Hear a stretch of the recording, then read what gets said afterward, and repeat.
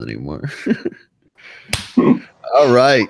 Welcome, everybody. This is the latest edition, episode number 37 of the Marvel Madness Comics Podcast. I am Brandon, as always, joined by my man, Trevitt. Trevitt, what's up?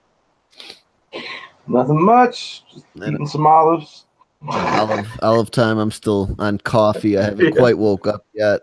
Stayed up too late. Really just putzing around on eBay, so I bought some stuff I probably shouldn't have. Spent about $20 on back issues. Ironically, at the time, I'm trying to cut down on my single comic expenditures. But anyway, I wanted to just say real quick, if last week's episode cut out on you guys after like an hour and you didn't go back and re-download it, I did upload again, and it looked to be successful the second time. So the full episode should now be up there, and I did that on my way home from work on Tuesday. So if you downloaded it first thing is really when you noticed, and there were like 50 people that did. So for those 50 people that got chinched out a little bit on the end of last week's episode, it's there. You just got to re-download and you can hear the last books we were talking about and the closing stuff. So I wanted to say that real quick during our quick hello section. And I really don't know what happened. It was just like the upload from my computer to Podbean. Like it just didn't go through all the way. Explain Podbean. Yeah, I think it was a Podbean thing, because when I did it again, it was the whole thing. So I didn't change anything. I didn't have to re-edit or anything, so that's the only thing I can think of. I don't know, but anyway, we're gonna get into this week's stuff. Hope all goes well on the upload end again, and I'll double check things this time. I was really in a hurry last week. I was editing in between bath time and bedtime, which never goes well for me, for my daughter, not me, I mean. But yeah, we're gonna get kicking off with the mission statement. It wouldn't go well if I was in the bath either. I'm sure. Electrocution and all. But we're gonna kick things off with our mission statement here. Go through the normal course of events like we always do. But first, we'll tell you guys how we do things, which is we're here each and every week to fulfill our mission of providing you guys the ins and outs of the Marvel comic book universe. In between talking books, we end up chit-chatting about some of Marvel's latest news, rumors, titles, which we have a few to announce this week, characters, fun facts, and all that falls under the general going-ons of Earth Prime's umbrella, or wherever Earth Prime's umbrella is currently located in the Avengers title. We try to cover a variety of titles each month for you guys in an effort to avoid any repetitiveness, and an attempt to keep things fresh and informative for you guys, the listeners. If we've been getting a little stale lately because we're covering the same books, please shout at us and let us know. Because we've been kind of picking out some of the bigger events lately and honing in on those. So if there's something we're ignoring and you want to tell us about it, something you want to hear, don't be afraid to speak up. But we got 4 titles in the gun for you this week. IVX section. Trevor's going to bring to you Weapon X number 13, a book we haven't talked about in a bit. The Spider section. God forbid we're going to wrap up Venom Inc. Omega. In the Hero section, we're going to talk a little Spirits of Vengeance. And then we're going to do a quick summary, which is really about all you can do for Avengers number 676. But anyway, all titles we rate and cover honestly based on our own opinions. We're not influenced by outside sources. We buy our own books, and we tell you guys to either buy, borrow, or forget it altogether. Buy means buy it now. Borrow means get that digital code in the book from a buddy or a friend. Forget it altogether means you don't got to drop a dime on the book. You can forget about it. It doesn't need to be in your life. You're better off without it. But if you guys are looking to get a hold of us, there's a couple ways to do so.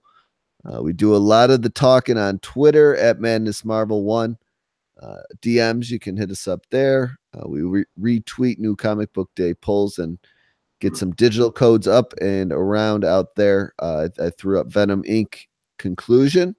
So yeah, if you want to keep abreast of that, set your notifications. We don't really tweet a whole bunch, so you don't got to worry about being spammed with notifications, but you're trying to get the drop on those codes. It's a good hint to a good way to do that. If you're looking for a more classic way of getting a hold of us, Gmail is open, and that is marvelmadness0@gmail.com. But we're taking care of all that basic bit stuff. It is out of the way. We're going to transition on into Trevitt's news section after this quick little jingle. Oh, that was a good clap. Yeah. Healthy clap. You ready? Yeah, I'm good to go. Right. There you go. All right, we're back. This is Trevitt's news section, and he's going to tell us about probably a few new titles, I suspect, and maybe one or two other things. Go ahead, Trevitt. Yes. Well, I only got 2 stories this week, but they're long stories, so it makes up for, quality over quantity, I guess. So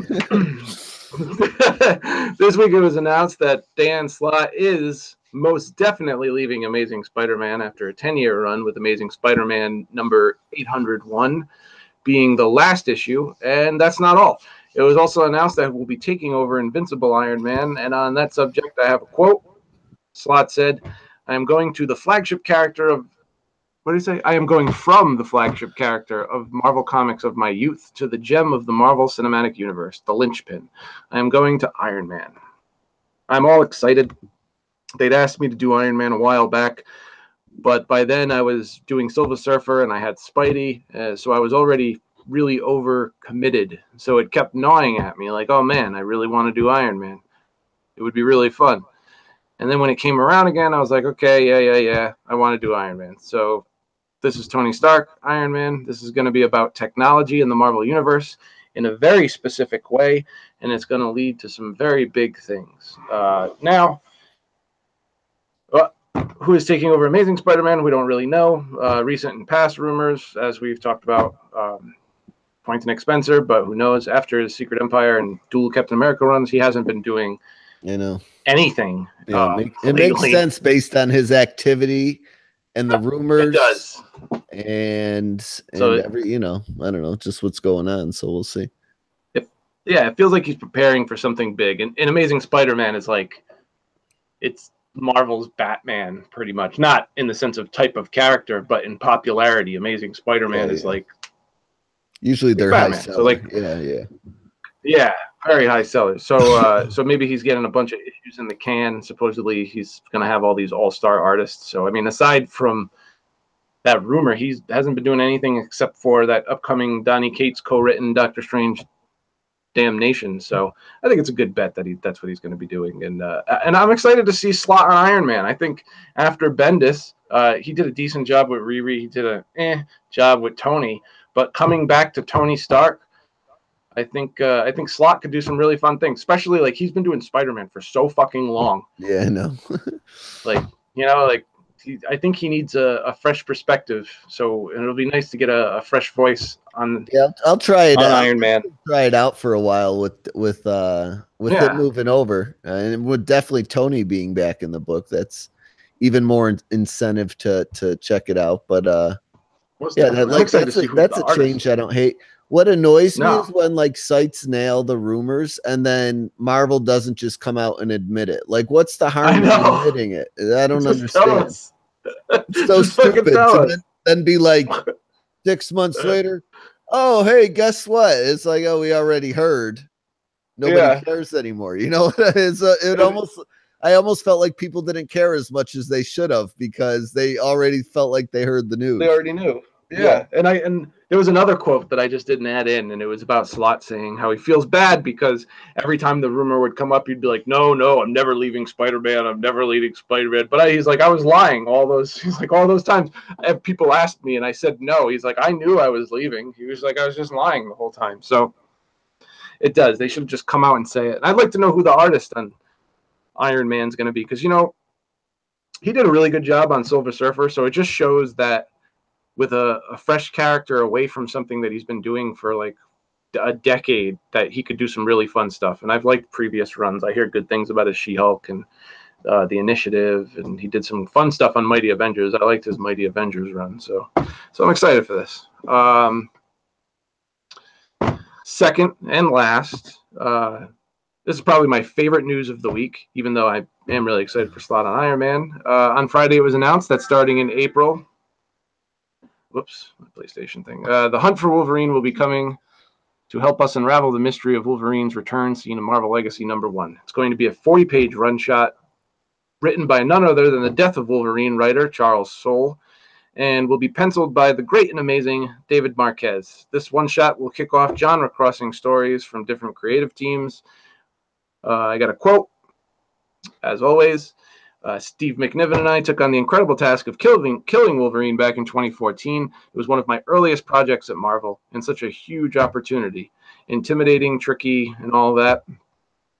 But ultimately, I think we created a book that we're all really proud of. There's really only one project that could top it, being part of the story that brings Logan back. The Hunt for Wolverine is just the opening chapter of a mystery that will reach all sorts of hidden corners of the Marvel Universe, and will tell a story that will hopefully have us looking at Logan in an entirely new way. He continues and he says, I'm really looking forward to seeing how fans start to pit the pieces together. There's a big payoff coming down the road, and all the interlocking parts of The Hunt for Wolverine build to it. The more you read, the more clues you get. It's really fun, especially since I have a bit of a reputation in the X continuity for knocking off beloved mutants. This time, it's going to be nice to being part of bringing someone back, because, you know, he did kill Multiple Man and a couple other people. So then in May, after this one-shot comes out, as mentioned before, there will be 4 additional one-shots with different creative teams exploring different genres. So the first one will be called Adamantium Agenda, and that's going to be an action-adventure. The second one is called The Claws of the Killer. That's going to be a horror story. The third one will be Mystery in Madripoor, which is going to be a dark romance. And last but not least, number 4 is Weapon Lost, a noir detective story. So other than the kickoff one-shot, no other creative teams have been announced just yet. But I am super excited for this, and I am imagining that they're going to have really good creative teams for the rest of those one-shots, because it's a big deal and they don't want them to suck. So sounds cool. Yeah. As soon as they said Wolverine title, I was sold. So yeah, yeah. As soon as I saw Marquez, I was sold. Yeah, I retweeted the announcement and I said I'll take 2. I won't really take 2. I'll just take 1. But I'm excited to read it. I like that you're going to get, you know, The Hunt for Wolverine, the initial one, and then you're going to get all these different genres, because the action adventure sounds fun, and the horror one, The Claws of the Killer, that sounds fun, and the noir detective. I don't know about the dark romance. I don't know. Maybe it'll be cool. Probably be cool, but that just doesn't appeal to me. Well, but, plus they're like doing a Mariko, or however you say that girl's name, in Old Man Logan. They're doing a story all around her lately, so like I don't know, it feels like a little overkill, but I'll still get it. Yeah, because we're getting a dark romance in Old Man Logan coming up, because they're going on an adventure together after this arc that just ended. Yeah, like she just came back to life supposedly. So yeah. So you know, dark romance all around. Hopefully that arc will be ended, and then we'll get the action adventure and the horror story before we have to sit through a dark romance. And luckily, it's just 1 40-page issue, so that's not so bad. I mean, altogether, it's like 200 pages, because I think each one's going to be 40 pages long. So that's cool. At least they're doing something fun and not just bringing them back in a book. And I heard, I forget where I read this. It wasn't in the article that this came from, but I heard that it's. And I think Charles Soule said this. I might have seen it on Charles Soule's Twitter, that it's kind of gonna like intersect with fucking Jesus Christ, Infinity Countdown. So because he's gonna be a part of that story, and then that starts in March, and this starts in April and May. So it's gonna be going on around the same time. So when we see him in Infinity Countdown, this whatever he's not doing when he's in there, he'll be doing in these stories. So that's cool. That's going to be a 5-issue book too. I found out how many issues that is. The only thing I hate about all these little 5-issue thingies is they're impossible to organize in a goddamn box. I'm like, where do I put these? Do I put them under do I put them under a character name, or do I put them under like their own thing? Like, I don't ever know what to do with them. That's true though, because it's the same problem I'm running into with Batman and the Signal right now. I'm like, do I put my Batman box? Do I put this in like, I don't know where to put this book. Imagine all the label cards for all these 5-issue stories. It would just be like label card after label card after label card. And I hate that. That's ridiculous. Yeah. So yeah. I don't know. Other than that, I like the stories coming out of them. And it's just driving me crazy in my OCD. I'm like, is this a Wolverine book, or is this going to be called something else? Like, I don't know. So I'll put it with Guardians just for just because it's like a continuation of that story. So that's where I'd put the Infinity Countdown. Yeah, I mean, I don't disagree with that one. That one seems easy enough. I just hope this one is titled Wolverine, so I can put it right in my goddamn Wolverine slot. You know what I'm saying? That's what I want. Yeah. So, yeah, we're gonna wrap this section up and send you guys off to the first section of books. We got Weapon X13 and the Venom Inc. finale coming to you next. Hang on tight, and we'll be right back.